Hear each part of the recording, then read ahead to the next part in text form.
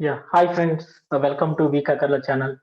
Today I am going to discuss about Spring Boot, Spring Data, and GPA Hibernate MySQL microservice application. So, sorry. In this application, I am going to discuss two APIs. One is Post API, which means I am saving employee details into the MySQL database, and I am getting the one more API is here Get employee details by employee ID. So from that I am getting the employee details based on the employee ID. So this is a small microservice application. The same application I am going to do a JUnits using in-memory or embedded database. So why I am specifying in-memory or embedded database? Actually, the main motto or the main intention of this session is JUnits using in-memory database. JUnits using in-memory database. So previous session, this is session 9. Previous session I already told you JUnits using Mockto framework. What I did in Mockto framework. So what is the difference between using mocking and non-mocking? Using uh, predefined data or using in-memory database. So in-memory database kind of technology or kind of components. So what is the main difference here is, so whenever we are mocking using one of the JUnit framework called EasyMock or Easy Power Mock or Mock MVC or Mockto framework, we are mocking the name itself mock, which means we are mocking completely repository layer, which means so we are predefinedly defined the response data also. Whenever we are entering into the repo layer is marked, which means the response will be returned from the mark. So which means, so whatever we are preparing the test data, the response data is returning whenever the controller is goes to the repository layer. So we are not checking exactly how the transactions are working, whether it is communicating with the database. So inside the transactions are we missed. So now I want to check transactions also. So in that case, you can go for the any kind of in-memory database. So H2 is the one of the in-memory database where we can do the all the transactions what we defined, all the services, all the functions in our my service. Those services using those functions, I can communicate with the database using repository, right? So everyone doing like that. So by connecting in-memory database, I can check all the transactions whether the transactions are working fine or not. So before going to the actual classes, I will show you so what we are using previous session. See, if you see previous session, so in the previous session, test class, so employee controller test, if you see sorry, uh, employee controller is automated, fine. So employee service, so inside service we have a repository that is inject markup, that is whenever we are going controller is going to the service IMPL service layer, the all are injected and marked. So what is there in service IMPL? Obviously employee repository will be there. So it is a mark bean, which means we are marking, completely marking, and from there we are not entering into the transaction, all the transactions, just simply we are returning. If you see here, see here one statement I used here. So when employee repository dot get employee by id, whenever I am calling this, you need to return. We are saying to application context here we are saying we are saying to the context, hey, you need to return this response is already prepared by me. So you should not enter, you should not touch the actual database. So obviously we should not touch the actual database, so that is the reason we use it mark here. So this is marked. So if you see, this is marked, right? Mark bean. So we defined it as a mark bean.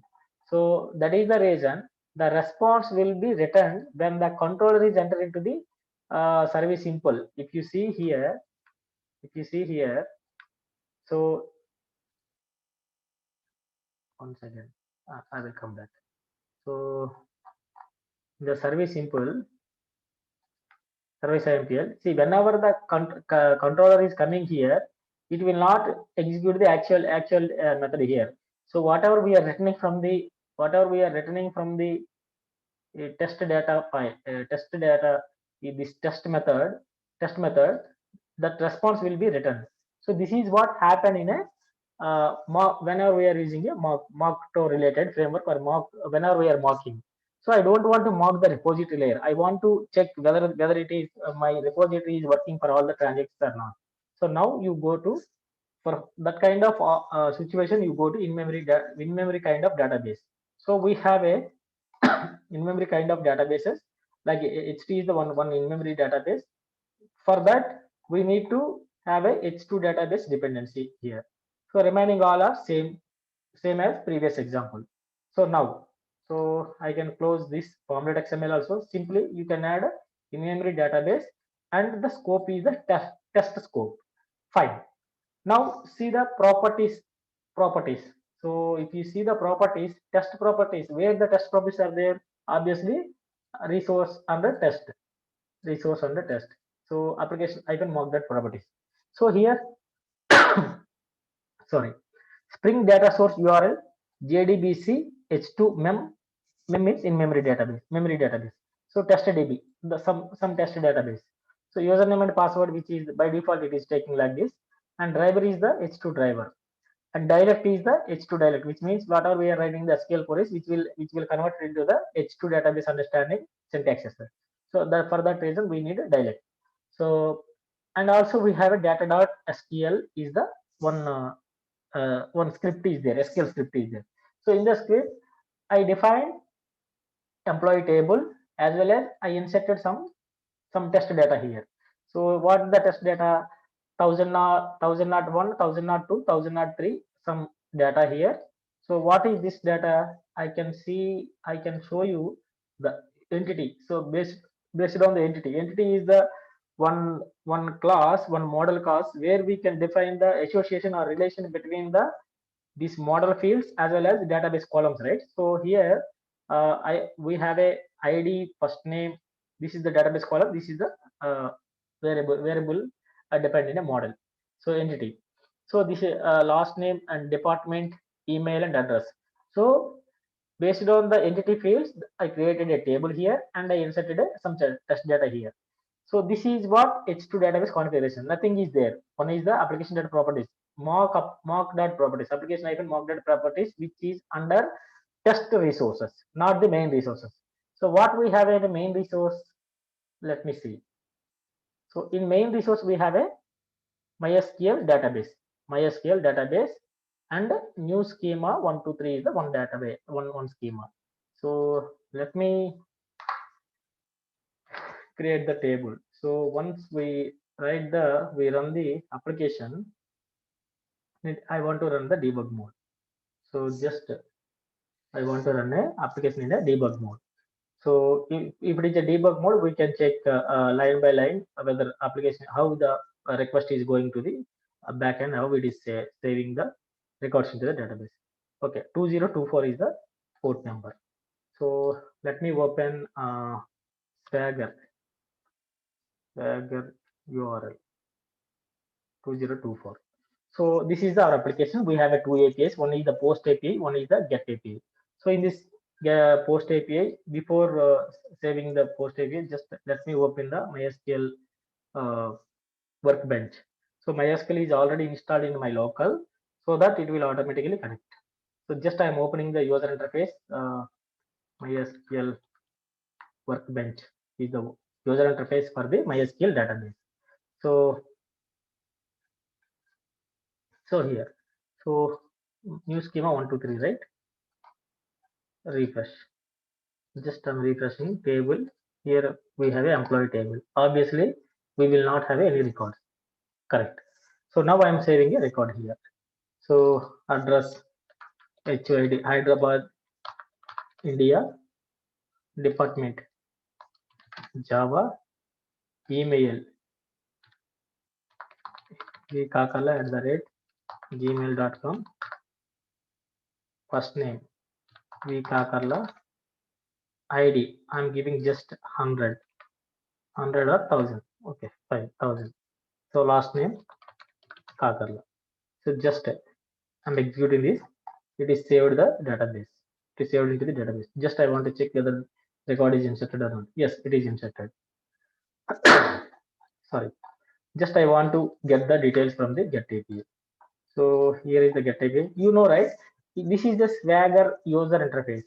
So Swagger is the one API. Swagger is the one third party software, third party jar.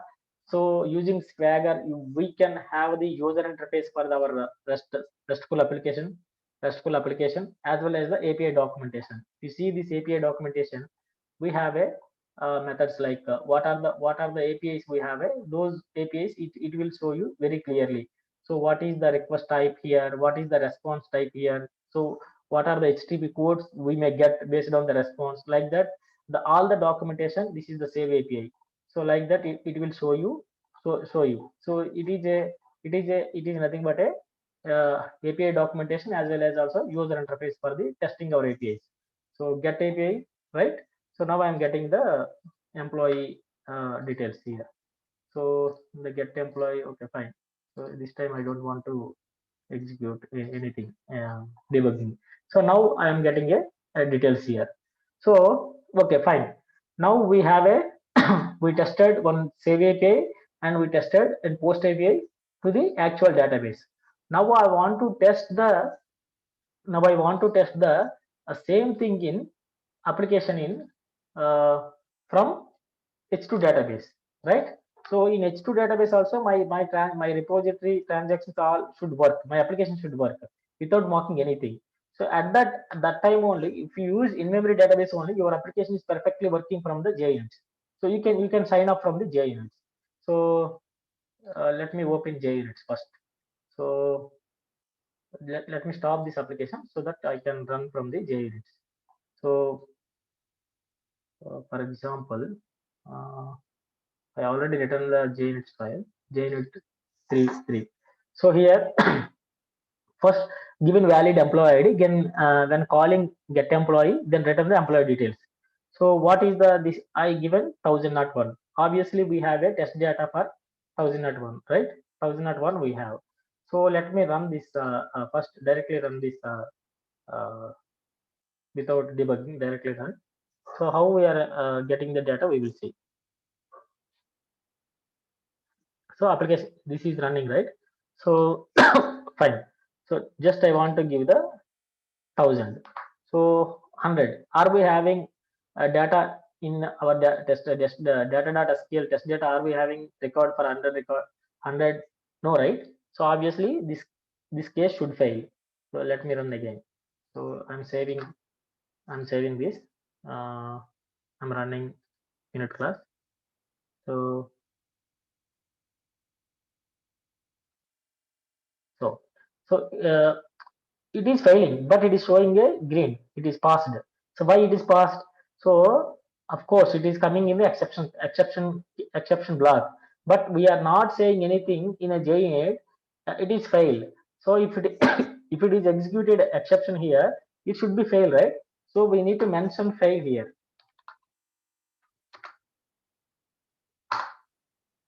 Fail here. Now you can run. If it is exception, it should be fail. That we need to tell via JUnit. So now it will fail. It should not give the exception, which means we are not having record for the 100 ID. So let me check. Now I want to run in a debug mode. Just now I want to run in a debug mode. Fine, right? So here what we are doing? So we are nothing we are doing. Simply we are connecting our application to the in-memory database. So how we are having a APIs from the actual application, the same operation we can do here for the purpose of JUnits. So this is the test, right? It will go from here to main controller. The controller is available here. So just I'm clicking F6, which will step over. So it is controller. The controller is coming in the controller class. So I mean cursor. This is the get employee. So what is the ID? 100, right? So let me go inside this. So repository also we have an object here. So For 100 ID, we have a record here? No, right? So fine. Why no? Here we have a 1001, 1002, 1003 only. We don't have any test data for in a database for 100 ID. So 100 employee ID. So obviously we should expecting null, right? Okay, fine. So null, right? Obviously response will give the empty response. So why empty response? If you go to here, just we are passing the null with the HTTP, okay, right?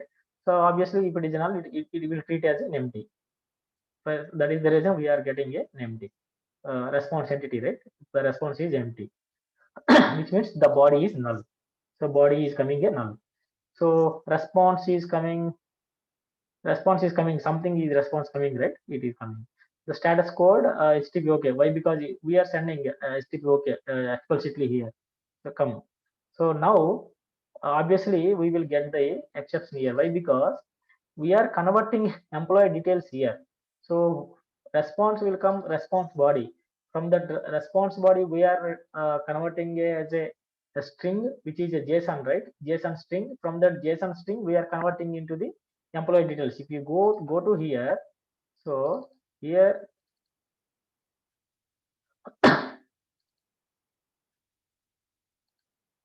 see response is coming, okay. So what is the response body? Obviously will be null. If you inspect the value, it will be null.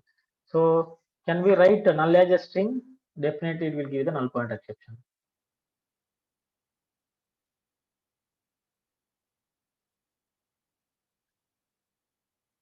Employee null. So okay, fine. So what is the ID? Employee details will be null. Null dot get ID, it will give the null pointer exception. So that it will come here. So at that time we need to tell it is a fail from JUnits. How we are testing here, how we are equalizing the expected output and the actual output. The same way we need to tell if it is the exception, if the case is failing, right?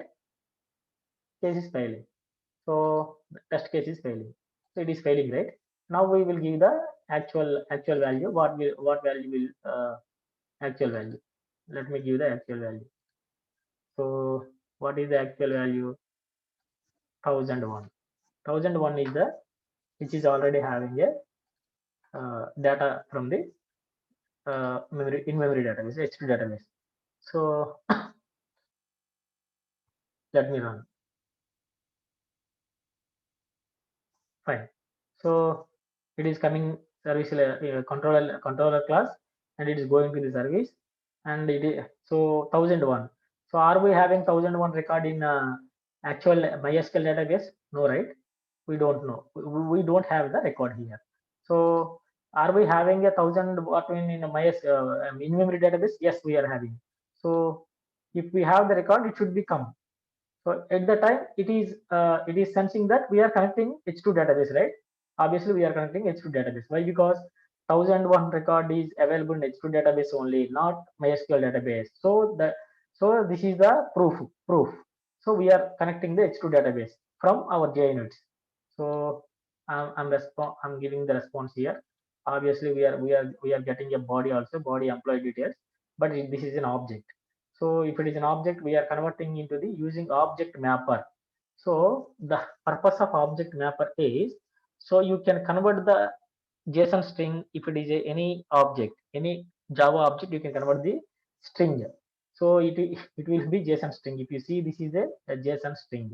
So from that JSON string, if you have ID, last name, and department, and email, and address.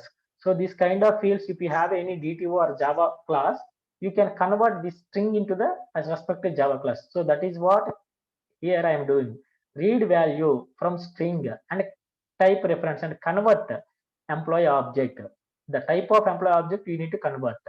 So that is what object mapper is doing. Instead of setting a manually one by one, we are doing using object mapper. We are converting the employee string to employee object. Now we are having all the values here. So now here, so what I'm doing, if you see here, asset equals expected. What I'm expecting? 1001 I am expecting. What response is coming? I'm not returning any specific response like previous session. Here I'm getting the response from the database.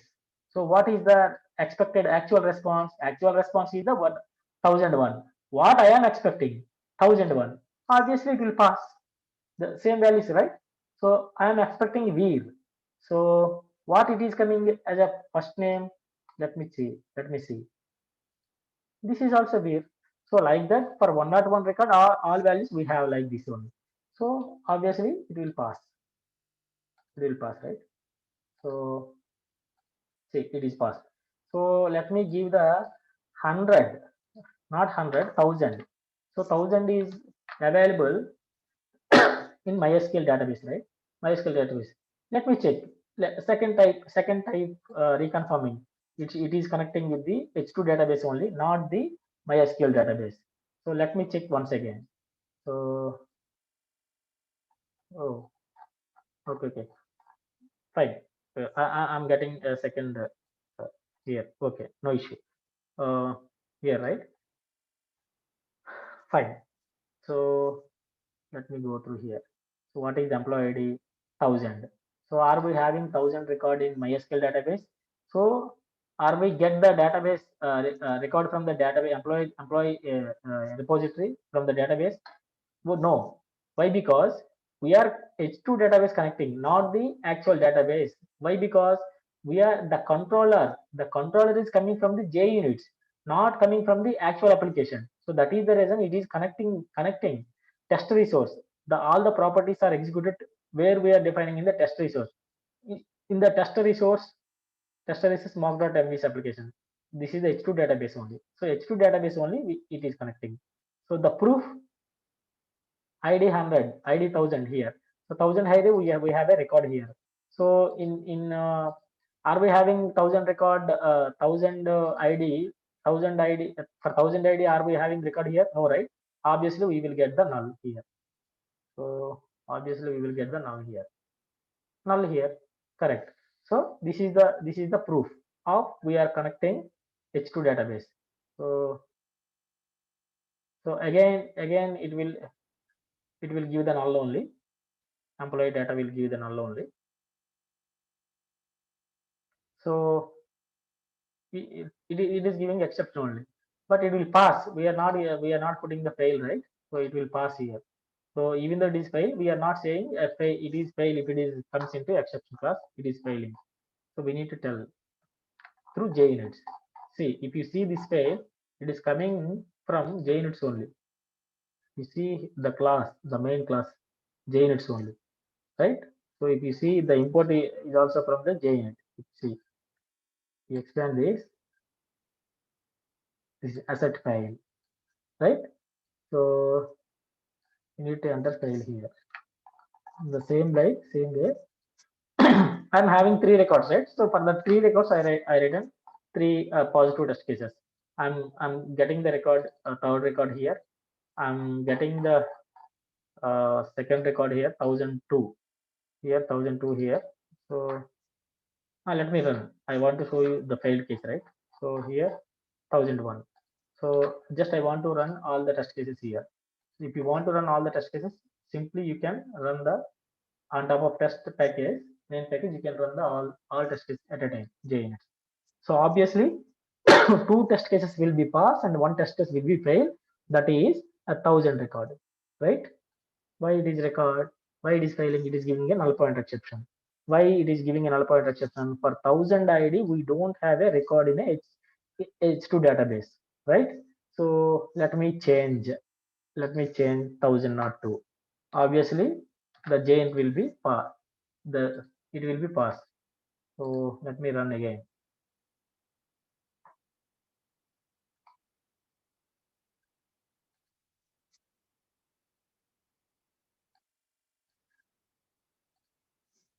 Let me run again. So all the three cases are passed. So what we did here, simply we are connecting the database and we are checking all the transactions from the H2 database, not from the actual database. So this is what the difference of MySQL database as well as also this MySQL database as well as also in memory database. So if you want to check all the transactions where you are defined like save API or save function, delete function, update function, some custom queries functions. So at the time you want to check before deploying the application in higher environment, you need to test. As a developer, your responsibility is you need to test all the transactions are working perfectly or not. But if you are using Mockito, you cannot test all the queries. So if you want to test the queries also, which means your application is giving a perfect result, so at that time you can go for the in-memory kind of databases. So H2 database is available. H2 database is the one in-memory kind of database, so that we can use the H2 database for this kind of operations, for this kind of testing transaction repository level transactions.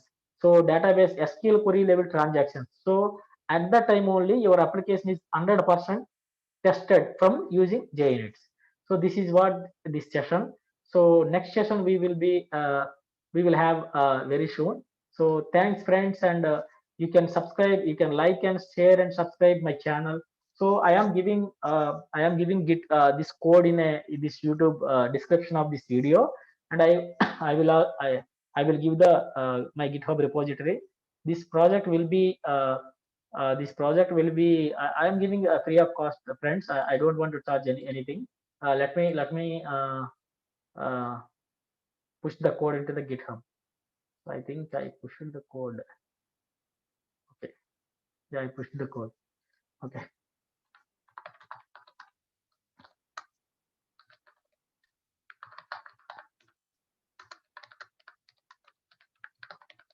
code refactored, right? Just we change it, right, a little bit.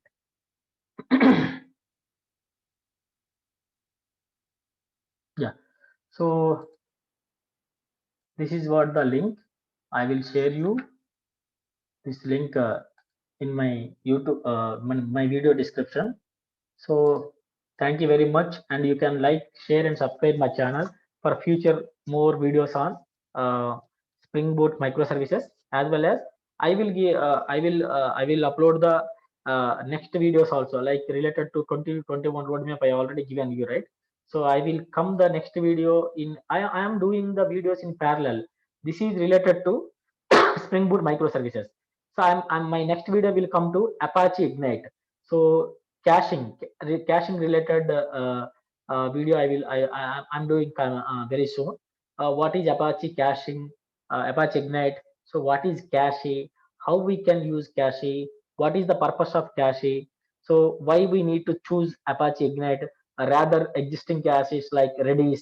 So that kind of caches. So what is the difference between Redis cache and Apache Ignite? We will see a coming video. So thanks friends. Thank you very much for your support and watching my videos. Thank you very much.